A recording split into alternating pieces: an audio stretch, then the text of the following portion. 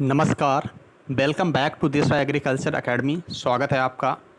Crop physiology BSc agriculture second semester की एक बेहतरीन क्लास आप सभी के लिए एग्ज़ाम के पॉइंट ऑफ व्यू से बहुत ज़्यादा इम्पोर्टेंट। तो कंटिन्यू करेंगे क्लास को, पढ़ेंगे क्वेश्चंस को। सो गाइस, पहला क्वेश्चंस क्या है? कैमियो ऑस्मोसिस की खोज किसने करी? तो मिचेल ने। कैमियो ऑस्मोसिस की खोज किसने करी? कैमियो में माँ है, माँ से बन जाएगा मिचेल। तो कैमियो ऑस्मोसिस की खोज किसने करी? मिचेल ने। क्वेश्चन नंबर 2, एल्कोहल निर्माण में किसका प्रयोग होता है? किस एंजाइम्स का प्रयोग होता है? तो जाइमेज। क्वेश्चन नंबर 3, शुद्ध जल का जल विभव होगा अधिकतम। जो शुद्ध जल होता है, जो प्योर वाटर है, उसका वाटर पोटेंशियल यानी जल विभव होता है अधिकतम होता है। ठीक है ना। ये जो आप देख रहे हैं चिन्ह PSI और ये त्रिशूल जैसा बना, इसका मतलब क्या होता है? जल विभव। ये प्रतीक आपको याद रखना कि जल विभव का ये प्रतीक होता है। क्वेश्चन नंबर नेक्स्ट, अगला प्रश्न है कि किसी कोशिका का जल विभव शून्य है। किसी कोशिका का जल विभव अगर शून्य है तो वह किस अवस्था में मानी जाएगी? पूर्ण सफेदी। अगर किसी कोशिका का जल विभव क्या है? शून्य है। कोई भी कोशिका है, उसका जो वाटर पोटेंशियल है, जो जल विभव है, शून्य है, तो उसको क्या माना जाएगा? उसको पूर्ण सफेदी माना जाएगा। शुद्ध जल का जल विभव क्या होगा? शून्य होगा। देखो, क्रॉप फिजियोलॉजी थोड़ा टफ सब्जेक्ट है, आपको बोरिंग लग सकता है, लेकिन जो क्वेश्चंस करा रहे हैं उनको आप रट के जाना, एग्जाम में ज़रूर फ़ायदा मिलेगा। ठीक है ना।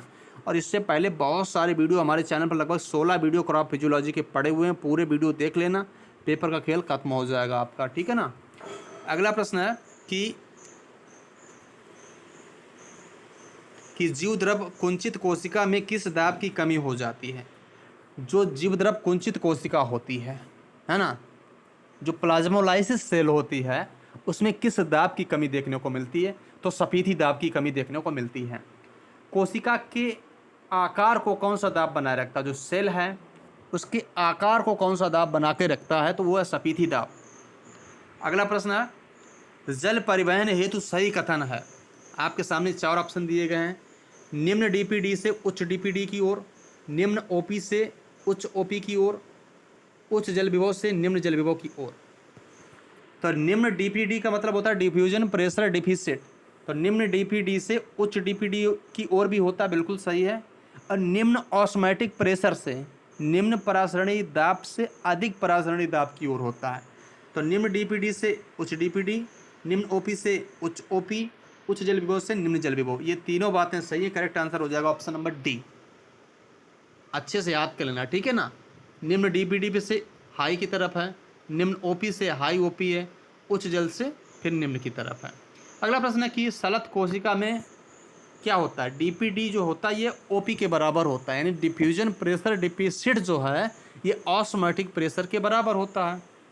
अगला प्रश्न, केल्विन चक्र में CO2 ग्राही है, बहुत important, RUBP, ribulose biphosphate, RUBP होता है। केल्विन चक्र में जो CO2 का ग्राही वो क्या होता है? RUBP। अगला प्रश्न है कि कार्बोहाइड्रेट पोषकों का स्थानांतरण पादप में किस रूप में होता है? देखो, जो प्लांट्स होते हैं उसमें कार्बोहाइड्रेट का जो स्थानांतरण है वो किस रूप में होता है? तो सुक्रोज के रूप में होता है। अगला प्रश्न है कि वह एंजाइम जो C4 पौधों में CO2 स्थिरीकरण में मदद करता है। अभी हमने क्या देखा? केल्विन चक्र में कौन था भैया? RUBP पाया जाता था। लेकिन यह एंजाइम जो C4 में मदद करे तो PEP कार्बोक्सिलेज होता है। फास्फोइनॉल पाइरूवेट, फास्फोइनॉल पाइरूवेट कार्बोक्सिलेज पूरा नाम होता है। तो PEP कार्बोक्सिलेज जो है मदद करता है। ये प्रश्न तो 100% एग्जाम में आएगा, 100% लिख लो, आएगा। क्रेंज एनाटॉमी किस में पाई जाती है? C4 पौधों के तने में। क्रेंज जो एनाटॉमी है किस में देखने को मिलती है? C4 पौधों के तने में देखने को मिलती है Kranz anatomy. Moving forward, question number next, प्रकाशीय श्वसन का स्थल कौन सा है भैया? तो प्रकाशीय श्वसन का जो स्थल होता है वो 3 जगह पे देखने को मिलता है, पैराक्सीसोम, क्लोरोप्लास्ट और माइटोकॉन्ड्रिया। जो देखो, जो होगा वो कहाँ कहाँ पे होगा? पैराक्सीसोम में होगा, क्लोरोप्लास्ट में भी होगा और माइटोकॉन्ड्रिया में होगा। बच्चों याद रखना, जो प्रकाशीय श्वसन है, जो फोटो रेस्पायरेशन है, वो कहाँ कहाँ पे होगा? पैराक्सीसोम में होगा, माइटोकॉन्ड्रिया में होगा और कहाँ पे होगा? और होगा सर क्लोरोप्लास्ट में। अगला प्रश्न है कि प्रकाशीय श्वसन कैसी है? तो प्रकाशीय श्वसन यार एक एनर्जी यानी ऊर्जा खर्च करने वाली क्रिया है, जिसको अंग्रेजी में बोल दिया गया एनर्जी एक्सपेंडिंग प्रोसेस। अगला प्रश्न है कि प्रकाश संश्लेषण क्या है। तो प्रकाश क्या होता है? प्रकाश ऊर्जा का रासायनिक ऊर्जा में बदलना ही तो प्रकाश संश्लेषण है। भाई देखो, प्रकाश संश्लेषण क्या है? प्रकाश संश्लेषण यही तो है कि प्रकाश ऊर्जा का रासायनिक ऊर्जा में बदलना। तो कोई दिक्कत नहीं आपको होनी चाहिए इस प्रश्न में। अगला प्रश्न है कि हैच स्लैक चक्र में प्रथम CO2 ग्राही,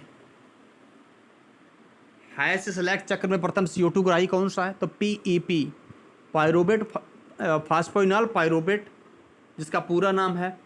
तो हैच एंड स्लैक चक्र में CO2 कौन ग्रहण करता है? हैच और स्लैक चक्र में CO2 को कौन ग्रहण करता है? तो इसमें सर PEP ग्रहण करता है। और इससे पहले मैंने क्या बताया, एक और चक्र नाम लिया था, कैल्विन चक्र। कैल्विन चक्र में CO2 को कौन ग्रहण कर रहा था भैया? देख, अब देखो, जो कैल्विन चक्र है इसमें तो CO2 कौन ग्रहण कर रहा था? RUBP कर रहा था। तो ये पॉइंट आपको बढ़िया से आने चाहिए। अगला प्रश्न है कि प्रकाशीय श्वसन में सबसे अधिक पाया जाता है।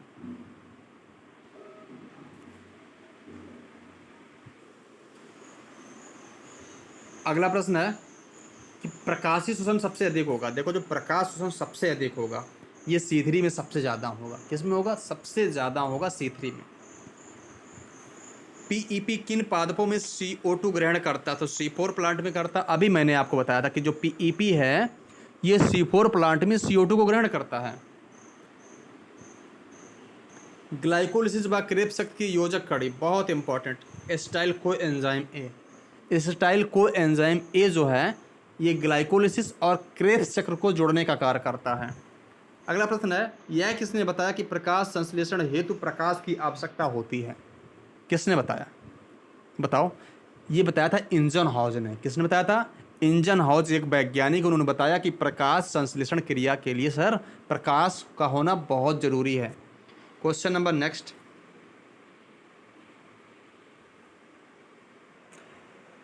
अगला प्रश्न है, ग्लाइकोलिसिस का दूसरा नाम क्या है? ग्लाइकोलिसिस का दूसरा नाम है ETS। ग्लाइकोलिसिस का दूसरा नाम ETS।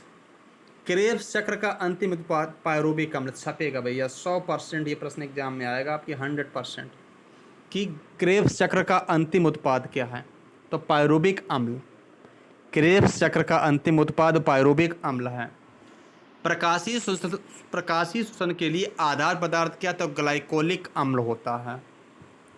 प्रकाश संश्लेषण की दर श्वसन से ज़्यादा होती है। जो पादप है, अगर प्रकाश संश्लेषण का क्या करते हैं, देखो पादप में जो प्रकाश संश्लेषण है ना, इसकी दर जो है श्वसन से ज़्यादा होती है, याद रखना। ग्लाइकोलिसिस क्रिया कहाँ पे होती है, ये भी इम्पोर्टेंट। जो ग्लाइकोलिसिस की क्रिया है ये कोशिका द्रव्य में होती है, मीन्स साइटोप्लाज्म में। जो ग्लाइकोलिसिस की क्रिया है कहाँ पे देखने को मिलती है? कोशिका द्रव्य में। प्रकाश संश्लेषण में निकली ऑक्सीजन कहाँ से निकलती है? जो प्रकाश संश्लेषण की क्रिया है ना, 6 CO2 + 6 H2O क्लोरोफिल और प्रकाश की उपस्थिति में क्या बनाते हैं? C6H12O6 बनाते हैं और ऑक्सीजन मुक्त करते हैं। तो प्रकाश संश्लेषण में जो ऑक्सीजन निकलती है वो कहाँ से आती है? वो आती है सर जल से आती है, यानी H2O से आती है। प्रकाश संश्लेषण की दर किस रंग में सर्वाधिक होती है? तो लाल लाइट में। ATP क्या है? एक अणु जिसमें उच्च ऊर्जा बंद होते हैं। मतलब ATP का काम क्या? एनर्जी करेंसी के रूप में जानते हैं, उसको ऊर्जा सिक्का के रूप में जानते हैं। TCA चक्र, ट्राई कार्बोक्सिलिक एसिड। TCA चक्र का पूरा नाम ट्राई